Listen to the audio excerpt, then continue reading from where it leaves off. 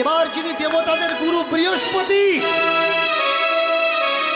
তার ভাইয়ের বউর সঙ্গে বলাৎকার করলো, পেটে তার বাচ্চা ছিল। বুঝতে পারছেন?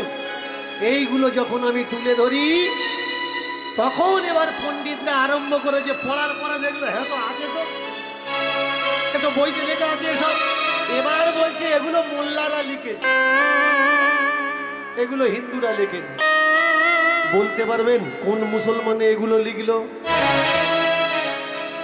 কে? তার নাম কি?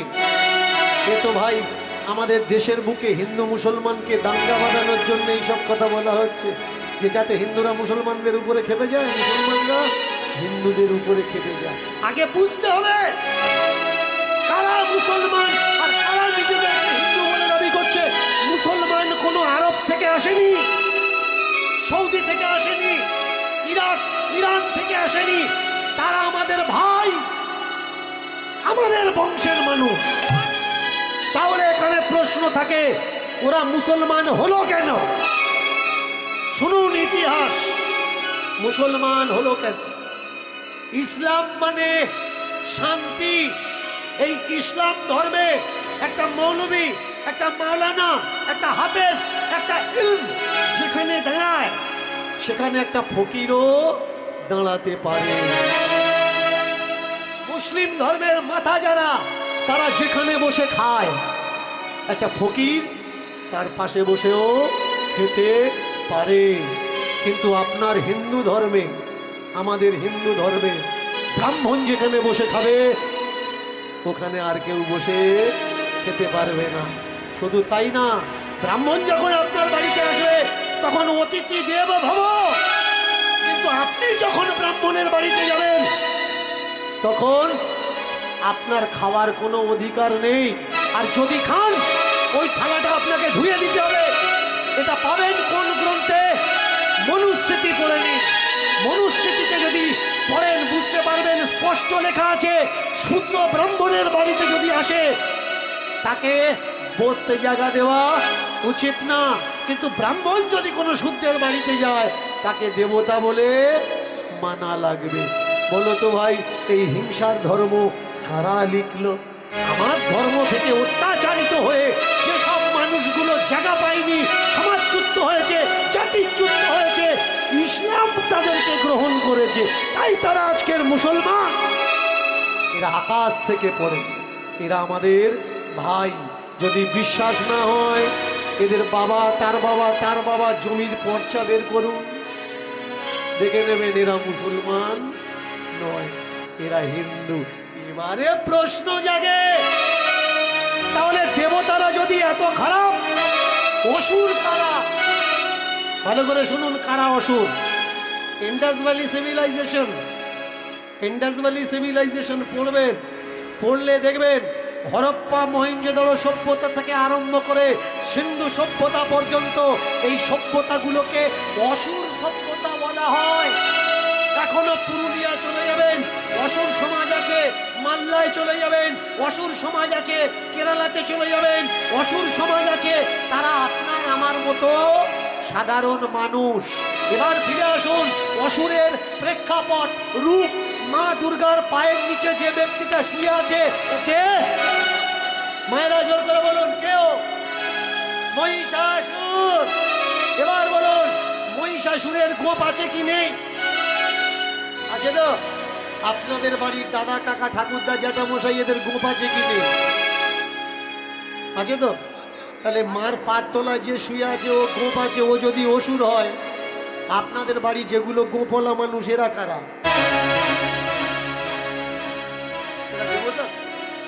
না, গোপ যাদের আছে তারা অসুর। আপনি একটা দেবতার দেখাতে পারবেন না কারোর গোপ আছে। চন্দ্রের গোপ নেই, ইন্দ্রের গোপ নেই, সূর্যের গোপ নেই, অরুণের গোপ নেই, বরুণের গোপ নেই। তবে হ্যাঁ, যদি বলতে পারেন মহেশ্বরের গোপ আছে। পিতামহ ব্রহ্মার শুধু গোপ নয়, দাড়ি সমেত আছে। এর জন্যে তো এদের পূজা হয় না। মহেশ্বরের পূজা হয় না। কি পূজা হয়? শিব লিঙ্গ পূজা হয়, কিন্তু শিবের পূজা হয় না। আগে বোঝা লাগবে পিতামহ ব্রহ্মা পূজা হয়? পিতামহ ব্রহ্মার পূজা হয় না। তবে হ্যাঁ, পুষ্কর তীর্থে, ভারতবর্ষের ভিতরে পুষ্কর তীর্থে চলে যাবেন, পিতামহ ব্রহ্মার একটা মন্দির আছে, শুধুমাত্র আরতি হয় কিন্তু পূজা হয় না। সত্য কোনটা? আপনার সত্যকে, আপনার ভাইকে, আপনার বাবাকে আপনাকে দিয়ে পেটানো হচ্ছে, আপনি বুঝতে পারছেন? আপনি আপনার পূর্বজকে মারছেন, আপনি বুঝতে পারছেন না।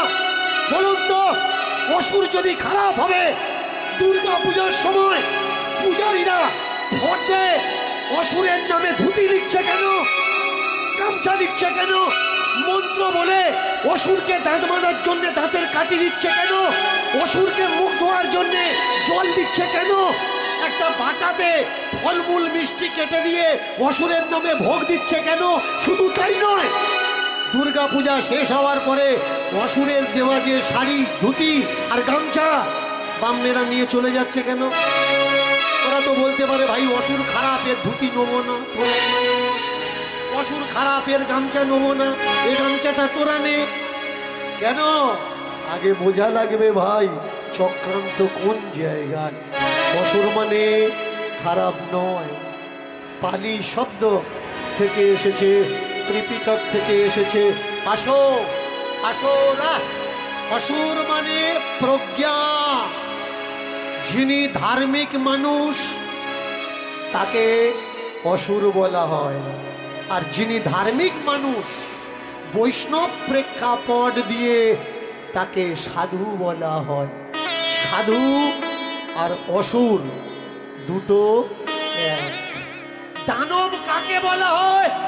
যিনি গরিব দুঃখীকে অতিরিক্ত দান দেন তাকে বলা হয় দানব। রাক্ষস কাকে বলা হয়? রাক্ষসে ইতি রাক্ষস। যিনি নিজের সমাজকে শত্রুর হাত থেকে রক্ষা করে তিনি রাক্ষস। দেবতা কারা? যারা দিতে জানে না, শুধু নিতে জানে। দেবতা, তুমি যা কিছু দেবে ওরা তোমাকে সেই জিনিস ফিরিয়ে দেবে, তাকে বলে দেবতা। এবার শুনুন, আপনি মন্দিরে মালসা দেবেন, পাকা মালসা বা কাঁচা মালসা দেবেন, দেওয়ার পরে মাথার মিষ্টিগুলো রেখে দেবে। তুমি যা দেবে তোমার থেকে নিয়ে তোমারটা যারা ফিরিয়ে দেয় তাদেরকে বলে দেব। মহিষাসুর এটা একটা পদবী মাত্র। আপনি বেদটা পড়বেন, বেদে 150 বার অসুর শব্দ আছে, 150 বার, 130 বার ভালো শব্দ, আর 20 বার 20 বার খারাপ প্রয়োগে আছে অসুর। ইন্দ্র নিজের অসুরত্ব প্রাপ্ত করার জন্য যজ্ঞ করছেন। বেদটা পড়বেন, দেখবেন বেদে লেখা আছে মুসলমানরা গরু খায় বলে হিন্দুরা আপত্তি, গরু খাওয়া বন্ধ করো, গরু খাওয়া বন্ধ করো, গরু খাওয়া বন্ধ করো, গরু আমাদের দেবতা, খাওয়া যাবে না। আপনারা জানেন ভারতবর্ষ আজকের গরুর মাংস সাপ্লাইতে 2 নম্বরে। খবর রাখেন, খবর রাখেন। আপনাদের শুধু মারপিট বানানোর জন্য কথাগুলো বলা হয়। ভারতবর্ষে 7 জন বড় ব্যবসায়ী আছে গরুর মাংস, যারা ভারতের বাইরে বিক্রি করে, সাপ্লাই করে, সরকারি লাইসেন্স দ্বারা সব থেকে 7টা ব্যবসায়ী আছে। আর সেই 7টা ব্যবসায়ীর ভিতরে 3টে বড় ব্যবসায়ী ইউপিতে আছে, রাজত্ব করছে। তার ভিতরে 2 জন হিন্দু। বিশ্বের সব থেকে বড় মাংস বিক্রিকারী আমেরিকাতে ব্রাহ্মণের ছেলে। ভাবতে পারছেন কে কার পিছনে লেগেছে, কে কার জন্য দাঙ্গা করছে? বলুন তো, গরুর মাংস খাওয়া নিয়ে হিন্দুরা আপত্তি করছে, গরু কাটা বন্ধ করো, গরু কাটা বন্ধ করো। তাহলে বেদে কেন লেখা আছে ইন্দ্র গরুর মাংস খেত? এর জন্য বলি বই পড়ো, বই পড়লে বোঝা যায় সত্য কোথায় লেখা আছে আর মিথ্যা কোথায় লেখা আছে। তাহলে আসুন না, কেউ কেউ বলছে এগুলো বিধর্মীরা লিখেছে, এগুলো আমরা লিখিনি। আমি কথাগুলো কেন বলছি? ধর্মকে নষ্ট করার জন্য না, সনাতন ধর্মকে শোধন করার জন্য। সত্য সনাতন ধর্মের গায়ে যেসব কলঙ্ক আছে, যেসব গাঁজাখুরি গল্পগুলো লেখা আছে, আসুন আমরা সবাই এক হয়ে সেই নোংরা নোংরা গল্পগুলো আমাদের ধর্ম থেকে কেটে ছেটে বাদ দিই। যেসব গল্পগুলো নাকি বিধর্মীরা লিখেছে, মেনে নিলাম অন্য কেউ লিখেছে সনাতন ধর্মকে নষ্ট করার জন্য। তাই যদি হয় তাহলে আসুন না, দীনকৃষ্ণ ঠাকুর কি চাচ্ছে? কেউ কেউ বলছে দীনকৃষ্ণ ঠাকুর ধর্মকে নষ্ট করার চেষ্টা করছে। না ভাই, নষ্ট করার চেষ্টা করছি না। দীনকৃষ্ণ ঠাকুর মানব ধর্মকে প্রতিষ্ঠা করার চেষ্টা করছে। যেখানে ব্রাহ্মণরা বলছে আমরা উঁচু, কাওরা উঁচি মেথর, এরা নির্যাত। আমার লড়াইটা কাদের জন্যে? আমার লড়াইটা কাওরার জন্যে, মুচির জন্যে, ম্যাথের জন্যে, বাগদির জন্যে, হাড়ির জন্যে। তাদেরকে আমরা বলতে চাচ্ছি ভাই আমরা কেউ নির্যাত নই, আমরা সবাই মানুষ। এই যে পূজা অর্চনা করছেন, যে ব্রাহ্মণ পূজা করে তাকে জিজ্ঞাসা করবেন ঠাকুর মশাই এত টাকা খরচা করে আমরা যে পূজা অর্চনা করলাম একটা মন্ত্র বলুন না, সকাল থেকে সন্ধ্যে পর্যন্ত যেসব বুলিগুলো আওড়ালেন সংস্কৃত ভাষায় বলুন। আমার ছেলে বউ বাবা মার জন্য একটা মন্ত্র উচ্চারণ করেছেন, সেই মন্ত্রটা বলুন। আপনার জন্য কোনো মন্ত্র নেই, কিন্তু আপনার টাকায় পূজা হচ্ছে, আপনার টাকায় ফল, আপনার টাকায় তেল, আপনার টাকার প্যান্ডেল, আপনার টাকায় জল, আপনার টাকায় দেবদেবী, কিন্তু ওই ফুল জল দিয়ে ওরা নিজেদের পূজা করিয়ে নিচ্ছে।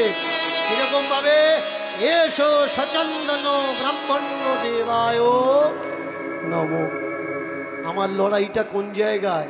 ঠাকুর মশাই তুমি যেমন ব্রাহ্মণ্য দেবায় বলে নম বলে ফুল দিচ্ছ ঘটে, তেমনি ফুলটা নিয়ে বলো না এসো সচন্দন শূদ্র দেবতায় নমঃ, এসো সচন্দন পুষ্পায় ক্ষত্রিয় দেবতায় নমঃ। আমরা দাস, আমরা নির্যাত, আর তোমরা দেবতা। এ কি করে হয় ভাই? কোন কারণে হয়? আগে বোঝা লাগবে দীনকৃষ্ণ ঠাকুরের উদ্দেশ্য কি। দীনকৃষ্ণ ঠাকুরের উদ্দেশ্য হলো সবাই যে আমরা সমান, এই বিচারটা মানুষের কাছে পৌঁছে দেওয়া। এক ঈশ্বর পারবারদিগার মালিক, আর আমরা তার উপাসক, সৃষ্টির রচনা মাত্র। তিনি বড়, তার আগে আর কেউ বড় নয়। তাকে যে যা রূপ দিয়েছে সেইভাবে উপাসনা করো। প্রমাণ দেখুন, আপনার ঠাকুর ঘর এই পাশে পঞ্চানন্দ পাঁচুগোপালের মন্দির তো আছে, আপনি পারবেন গিয়ে ঘরটা ছুঁয়ে দিতে? পারবেন না। আপনার বুকে ভয় ঢুকিয়ে দেওয়া হয়েছে, ওই ঘট আপনি ছুঁতে পারবেন না। ওই ঘট ছুলে আবার ব্রাহ্মণ দিয়ে উৎসব করানো লাগবে। আপনার ঠাকুর গায়ে ঝুল নোংরা পড়েছে, আপনার ঠাকুর ঘরে ঢুকে আপনি ঠাকুরকে ছুঁতে পারবেন না। কেন? ছুলে আপনি নরক যাবেন। কেন ভাই নরক যাব? সে তো আমার ভগবান, আমার পরমাত্মা। আগে বোঝা লাগবে ভক্তি এসেছে কোত্থেকে? ভক্তি এসেছে ভয়ের থেকে। আমি চেল্লাই কেন জানেন? যে চেল্লানোটা আপনার দরকার ছিল, যে আমি নির্যাত নই, আপনি চেল্লাচ্ছেন না, তাই আপনার ভাগের চেল্লানোটা আমি চেল্লাচ্ছি। এ লড়াইটা দীনকৃষ্ণ ঠাকুরের নয়, এ লড়াইটা আপনাদের লড়াই। আপনারা লড়ছেন না বলেই তাই আমি লড়ছি। আজকের দীনকৃষ্ণ ঠাকুর অপমানিত হয়েছে, কিছু মানুষ দাঁত বার করে হাসছে, মেরেছে ঠিক করেছে। আগে তো বিচার করে দেখো যে কার ভাগের মার ওটা, ওটা তোমার ভাগের মার। আমি পিঠ পেতে সহ্য করেছি মাত্র।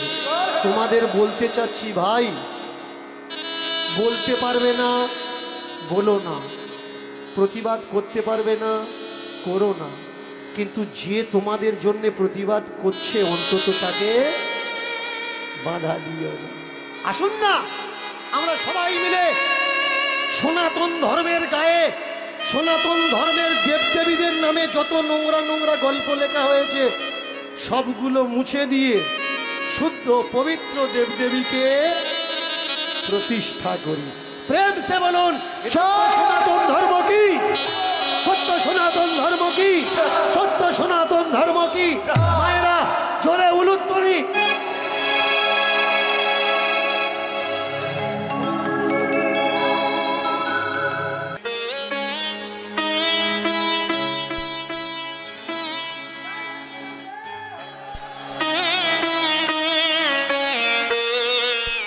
প্রভাব নদিয়া, নবদ্বীপ, বাংলা, উৎকল, বিহার, ইউপি, উত্তরাখণ্ড, পুরো ভারতবর্ষ এক হয়ে গেল। জাত বলে আর কিছু নেই, পাত বলে আর কিছু নেই, উঁচু নেই, নিচু নেই, ছোট নেই, বড় নেই। যেমন বর্ষার সময় বান আসলে নিচু খালা খন্দ গাড্ডা পুকুর সব ভরে এক সমান হয়ে যায়, তেমনি হরি নামের বাণে পুরো ভারতবর্ষ তৎকালীন সময়ে একেবারে সমান হয়ে গেল, এক হয়ে প্রাণ ফিরে পেল, পথ ফিরে পেল, রাস্তা ফিরে পেল, জায়গা খুঁজে পেল। এ সমাজের যারা পদদলিত, নিষ্পেষিত, শোষিত, বাঞ্ছিত, অবহেলিত, অবজ্ঞায়িত, লালায়িত, দুঃখী কাঙালের দল, যাদের কোনো জায়গা ছিল না, যাদের যাওয়ার জায়গা নেই, যাদের দাঁড়ানোর জায়গা নেই, যাদের বসার জায়গা নেই, মানুষ যাদের খেতে দেওয়া তো দূরের কথা, যাদের মুখের দিকে তাকিয়ে ঘৃণা করত, সেই সব মানুষগুলো আজকে রাস্তা খুঁজে পেল। আর তারা দেখতে পেল যে নিমাই আর নিতাই এই দুজন তাদের কথা বলছে, তাদের জন্য কথা বলছে। তাই যেখানে যেখানে যেখানে যেখানে তারা গেছে, লক্ষ লক্ষ মানুষের সহযোগিতা, সমন্বয়ে গড়ে উঠেছে। আজকের এই রাত্রিকালে যে মানুষটার কথা আমরা আস্বাদন করছি, সেই মানুষটা আর কেউ নয়, আমাদেরই ঘরের ছেলে, আমাদের বাড়ির ছেলে, দাদা নিতাই। শুধু দাদা নিতাই না, তার আর একটা পরিচয় আছে, তিনি পাগলা নিতাই। পাগলা নিতাই কেন বলা হলো? কারণ তার কোনো বাদ ছিল না, কোনো বিচার ছিল না। তৎকালীন সময়ে বাংলার বুকে সব থেকে বেশি শিষ্য কার? বেশি শিষ্য ছিল দাদা নিত্যানন্দ। তাই নিতাই আর গৌর দুটিতে এক হয়ে পুরো বাংলা তথা ভারতবর্ষে চালালেন হরিনাম আন্দোলন, ভক্তি সহযোগিতার আন্দোলন। আর এই ভক্তির মাধ্যমে তিনি করলেন কি? পুরো দেশকে একটা সমাজে বাঁধলেন। তৎকালীন সময়ে চারটা জাত ছিল, একটা হচ্ছে ব্রাহ্মণ, একটা বৈশ্য, একটা ক্ষত্রিয়, একটা শূদ্র। এই চার জাত ছাড়াও, চার সমাজ ছাড়াও তিনি আর একটা সমাজ তৈরি করলেন। সেই সমাজের নাম হলো বৈষ্ণব সমাজ। চার বর্ণ, যেমন এক বর্ণ আর এক বর্ণকে ঘৃণা করে, উচ্চ বর্ণ নিম্ন বর্ণকে ঘৃণা করে, তাকে বাড়িতে বসতে জায়গা দিতে দেয় না, তাদের বাড়িতে যায় না। কিন্তু আমার মহাপ্রভু যে সমাজ তৈরি করলেন, সকলে সকলার বাড়িতে যাবে, সকলে সকলার হাতে খাবে, সকলে একসঙ্গে বসবে, সবাই একসঙ্গে গুণগান করবে। আগে জানা লাগবে সত্য কোনটা আর মিথ্যা কোনটা। আমাদের যে ইতিহাস জানানো হয়, সেই ইতিহাস সত্য নয়। আমাদেরকে বলা হয়েছে গৌর কৃষ্ণ ছিল, এটা আদৌ সত্য কথা নয়। সত্য কোনটা? তারা ছিল আমাদের মতো সাধারণ ইনসান। তারা দেখেছে সমাজে এক করতে গেলে, সমাজে এই হিংসাকে দূর করতে গেলে কাউকে না কাউকে এগিয়ে আসতে হবে। তাই তিনি এগিয়ে আসলেন। একটু ডেপথ হবে, আওয়াজটা একটু ডেপথ হবে। তাই এগিয়ে আসলেন দুটি ভাই, নিতাই আর গৌর। একজন উচ্চ কুল ও জাত, আর একজন নিম্ন কুল ও জাত। এগিয়ে আসলেন। এইবার দেখা গেল কি দুটি ভাই পুরো জগৎকে একটা সুতোতে বাঁধলেন। সেটা কি? ভক্তি আন্দোলনের মাধ্যমে একটা সমাজ। আর যে সমাজ তিনি তৈরি করলেন সেই সমাজের নাম কি হলো? বৈষ্ণব সমাজ। কিন্তু বড় দুর্ভাগ্য আমাদের, তিনি যে সমাজ তৈরি করেছিলেন সেই বৈষ্ণব আর নেই।